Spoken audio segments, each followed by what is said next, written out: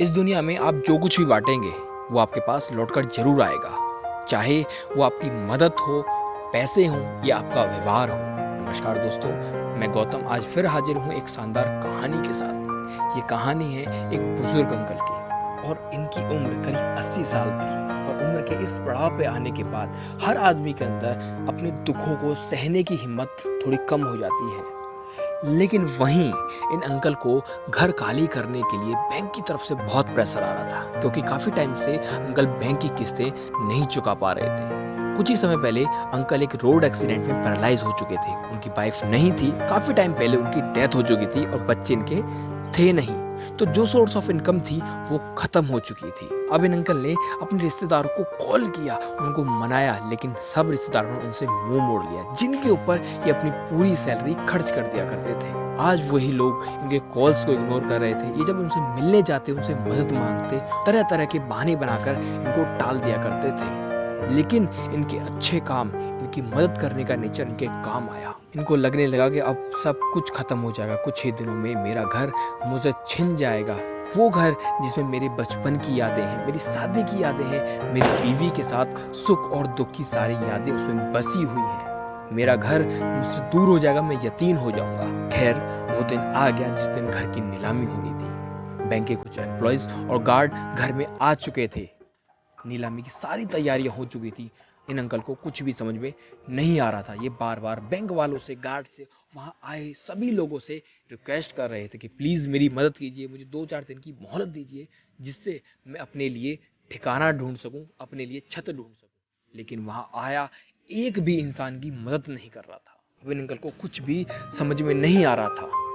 खैर, नीलामी शुरू हुई, बोली लगनी शुरू हुई और कुछ ही समय बाद वो घर नीलाम हो गया और एक बिल्डर ने उसको खरीद लिया। अब कहानी में ट्विस्ट आता है। अब वही बिल्डर इनके लिए भगवान बनकर वहां आया। अब उस बिल्डर ने गार्ड्स को और बैंक के एम्प्लॉयज को वहां से जाने के लिए बोल दिया और कहा कि आज के बाद इनको कोई परेशान नहीं करेगा। आज के बाद यही इनका परमानेंट एड्रेस है और यही उनका घर है। इतनी बात सुनकर सारे लोग भौंचक के रह गए। बैंक वालों ने सारे डॉक्यूमेंट्स देखे और वहां से निकल गए। बैंक वालों को जाने के बाद वो अंकल उस बिल्डर के पैरों में गिर गए और उससे थैंक यू बोलने लगे। तब उस बिल्डर ने उन अंकल को उठाया और कुर्सी पर बिठाकर सारी बात समझाई। उस बिल्डर ने कहा कि अंकल, शायद आपको याद नहीं, आज से करीब 25 साल पहले आप और आपके कुछ दोस्त एक जगह घूमने गए थे और वहीं एक चौराहे पर मैं भीख मांग रहा था। फटे पुराने कपड़ों में मैं लोगों से मदद मांग रहा था कि मैं काफी दिनों से भूखा हूँ, प्यासा हूँ, प्लीज मेरी मदद कीजिए। लेकिन कोई भी आदमी मेरी मदद के लिए आगे नहीं आ रहा था। सब मुझको ललकारे मारकर आगे बढ़ा देते। आपके दोस्तों ने भी वही किया, लेकिन आपने मेरी बात सुनी। आपके दोस्तों ने इस बात का विरोध किया कि इस लड़के की मदद मत कर, ये ड्रग्स लेगा, गलत चीजों में आपके पैसों को वेस्ट करेगा।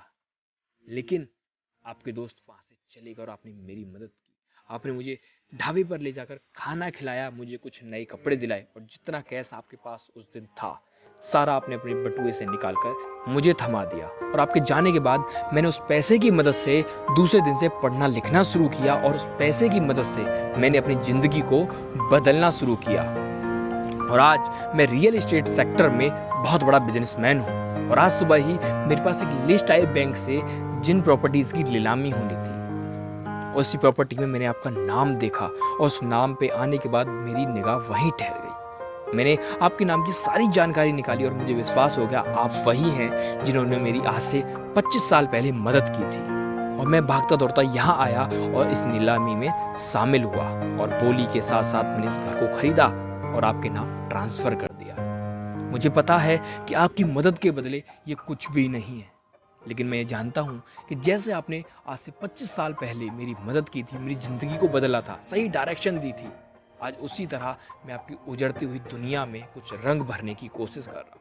ये छोटी सी कहानी हम सबको सिखाती है कि हम लोग जितना हो सकता है लोगों की मदद करें, जरूरतमंद लोगों की हमेशा मदद करते चलें। पता नहीं कौन किस दिशा में अपनी जिंदगी को सही डायरेक्शन दे दे।